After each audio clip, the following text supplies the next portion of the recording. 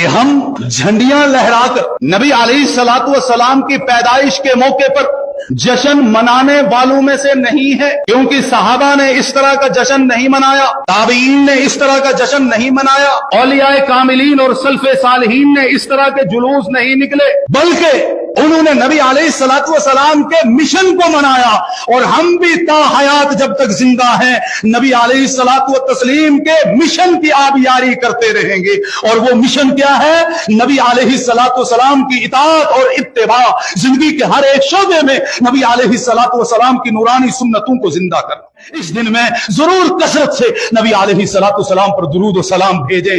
ہم لائٹیں اور روشنیاں اور چراغاں کر کے جشن نہیں مناتے ہیں، ہم نے قرآن پڑھا ہے، ہم لوگوں تک قرآن کا پیغام پہنچاتے ہیں، جس قرآن کو اللہ نے نور اور حقیقی روشنی قرار دیا ہے اور فرمایا ہے من الظلمات الی النور، اندھیری سے تاریکی سے نکالنے والا یہ قرآن ہے جو روشنی کی طرف لاتا ہے۔ تو ہم قرآن کا روشن پیغام پہنچاتے ہیں، لوگوں کو قرآن سے جوڑتے ہیں، اور قرآن کے ذریعے سے، قرآن کے نور کے ذریعے سے نبی علیہ الصلوۃ والتسلیم کے مشن کی آبیاری کرتے ہیں اور نبی علیہ الصلوۃ والتسلیم کی ولادت باسعادت کو مناتے ہیں۔ جو رمضان کے اندر ہم چاہتے ہیں امن رہے، فساد نہ برپا ہو، ورنہ ہم نے کتابیں کھولی تو ایسی ایسی کتابیں کھولیں گے منہ چھپاتے ہوئے پھریں گے، پھر معافیا میں مانگتے پھریں گے، پھر کہاں تم نے نبی کی گستاخی کی ہے ہم دکھائیں گے، پھر کہاں تم نے خدا کی گستاخیاں کی ہے ہم دکھائیں گے۔ لیکن ایک بندہ کہہ رہا ہے نہیں، ہم جو ہے جھنڈیاں لگا کر،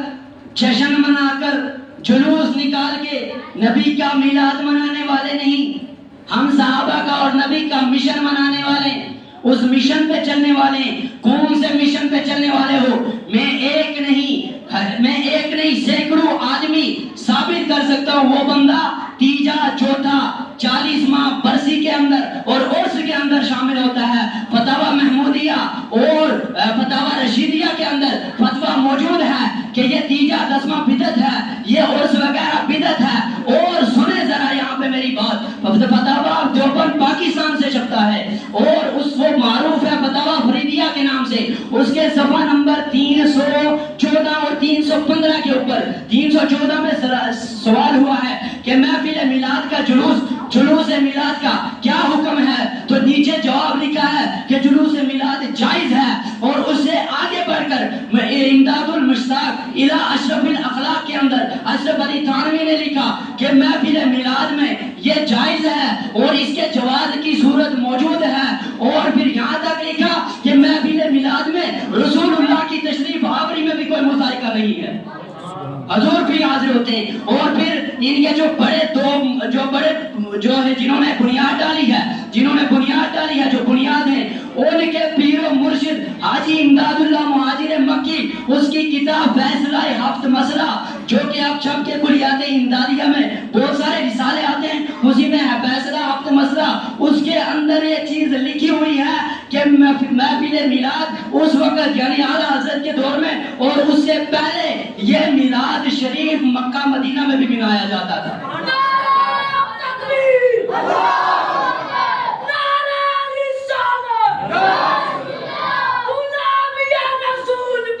موت بھی قبول ہے۔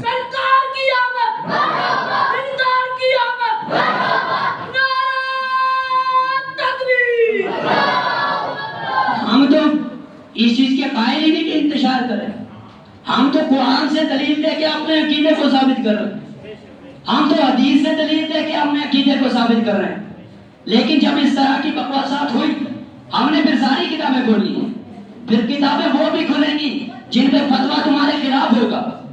تمہارے عمل اور ہوں گے، فتویٰ اور ہوگا، پھر کتابیں ساری کھلیں گی، پھر ایک کوئی نہیں کھلے گی۔ اور اسی کتاب